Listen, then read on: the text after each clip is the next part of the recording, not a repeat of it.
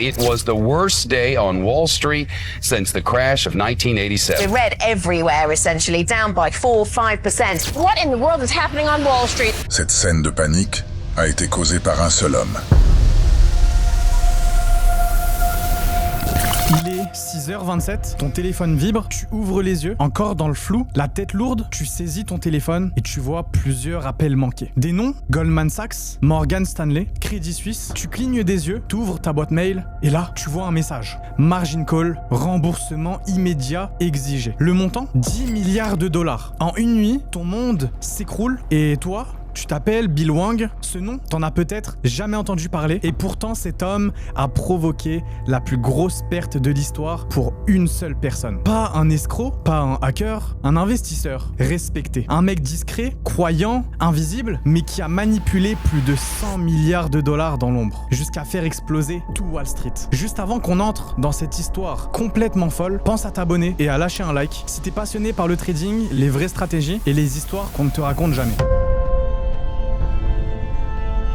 Bill Hwang est né en Corée du Sud. Il est le fils d'un pasteur chrétien, élevé dans une famille modeste, avec des valeurs spirituelles très fortes. Il comprend très jeune que dans ce monde, ceux qui changent les choses sont ceux qui contrôlent l'argent. Son père décède, sa mère et lui émigrent aux États-Unis, il n'a rien. Il enchaîne les petits boulots, il finance seul ses études jusqu'à décrocher un MBA, puis il commence sa carrière sur les marchés financiers. Mais ce n'est pas un golden boy arrogant, il est discret, presque timide. Dans son coin, il avait une capacité unique à comprendre les marchés asiatiques et à sentir les cycles pour repérer les tendances avant les autres. Là où beaucoup voyaient la Chine comme un marché invisible, Hwang, lui, y voyait une mine d'or. Il posait des analyses solides, il ne copiait pas, il osait prendre position sur des valeurs que personne ne voulait encore toucher. Et c'est à ce moment-là qu'il attire l'attention de Julian Robertson, une légende des fonds d'investissement, fondateur de Tiger Management, un des plus grands fonds d'investissement de l'histoire. Robertson le prend sous son aile et en fait l'un de ses Tigers, une élite de jeunes investisseurs. Hwang fonde alors Tiger Asia Management, basé à New York. Et très rapidement, il attire des milliards, en misant gros sur l'Asie, notamment la Corée et la Chine. Il génère alors des milliards. Il devient une référence dans les investissements asiatiques. Il fait des paris audacieux, gagnants, il monte. Mais en 2012, coup d'arrêt. La SEC l'accuse de délit d'initié sur des actions chinoises. Hwang nie, mais paye une amende faramineuse de 44 millions de dollars. Il est alors banni des marchés américains, il ferme son fonds, c'est une tragédie. Il aurait pu disparaître, mais non, il devient un fantôme. Il n'a qu'une promesse en tête, se venger.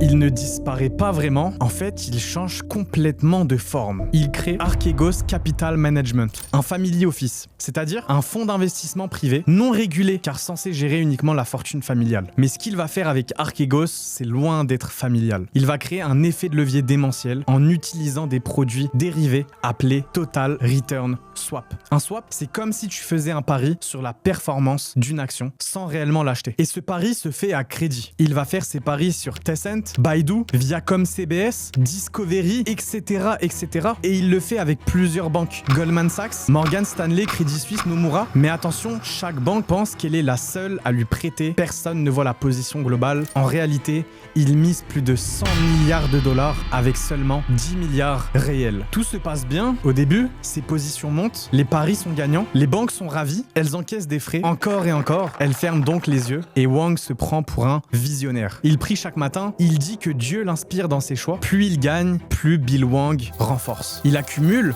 il pyramide, il croit qu'il est béni, invincible, et pendant que ses positions s'envolent, lui dépense très peu pour lui-même. Il vit dans une maison sobre dans le New Jersey, pas de Lamborghini, pas de montre de luxe, pas de penthouse, pas de yacht. Au lieu de ça, il fait d'énormes dons à des organisations chrétiennes. Il finance des missions religieuses et construit des églises. Il parle souvent de servir Dieu à travers la finance, comme si son portefeuille était un outil spirituel, comme si c'était un envoyé de Dieu. Lui, il est persuadé que ses trades sont une mission divine. Et c'est peut-être justement cette foi aveuglée, mêlée à l'argent illimité, qui va tout faire exploser. Bill Hwang est assis sur un château de cartes. Et ce château repose sur une seule règle simple. Tant que les cours montent, tout va bien. Mais si une seule action plonge, tout s'effondre. Mars 2021, tout allait bien. Les positions montaient encore et encore, les milliards s'empilaient. Mais c'est souvent dans le calme que naît la tempête. Et puis, un détail, une fissure. Viacom annonce une levée de fonds. Le marché doute, le cours chute légèrement, mais avec un effet de levier x5, une simple goutte devient une inondation. Les premières alarmes sonnent, les banques paniquent, margin call. Goldman Sachs appelle, silence. Morgan Stanley suit, toujours aucune réponse. Les positions sont beaucoup trop grosses, trop risquées, trop surexposées.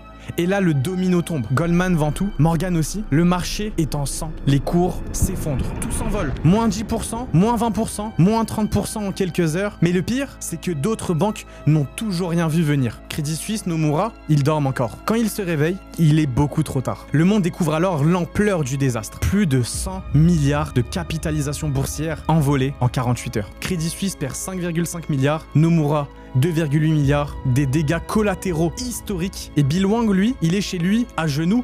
Il prie, pas pour sauver son argent, il sait que c'est fini, il prie pour comprendre. Il croyait que Dieu l'accompagnait, il pensait être dans une mission divine. So, as I was reading Bible for hours, I had to share it.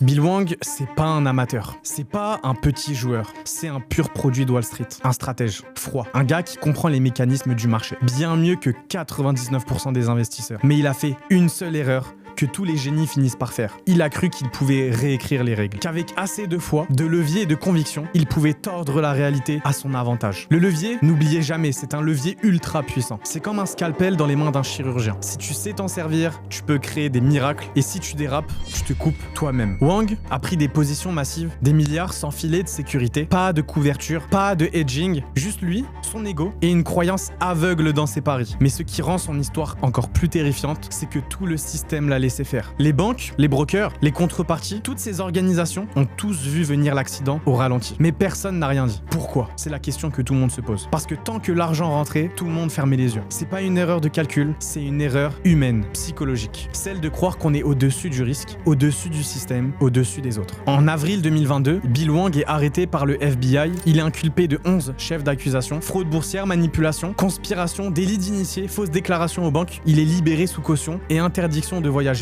Il plaide non coupable. S'il est reconnu coupable, il risque jusqu'à 20 ans de prison. Le procès est toujours en cours, mais ce qui choque, c'est qu'il n'a pas encaissé de gains personnels massifs. Pas de yacht, pas de penthouse, juste une stratégie démesurée qui a explosé au visage de tout Wall Street. Il vit aujourd'hui loin des projecteurs, dans l'attente de son jugement, et l'histoire n'est pas encore finie. Alors si toi, tu veux trader, tu veux être libre, apprends de Bill Hwang, parce que ce n'est pas l'intelligence qui fait la différence, c'est la discipline, la gestion du risque et la lucidité. Bill Hwang a voulu dominer le marché, il s'est fait écraser. Tu peux être le plus malin, le plus croyant, le plus visionnaire. Si tu oublies les bases, tu sautes. Donc si toi aussi tu veux apprendre à trader de manière propre, à utiliser le levier intelligemment et à construire une stratégie long terme, rejoins le lien qui est lié en description de cette vidéo. Je te montre mes plans, mes entrées, mes sorties, mais surtout comment être rentable. Lien en description, abonne-toi, let's go.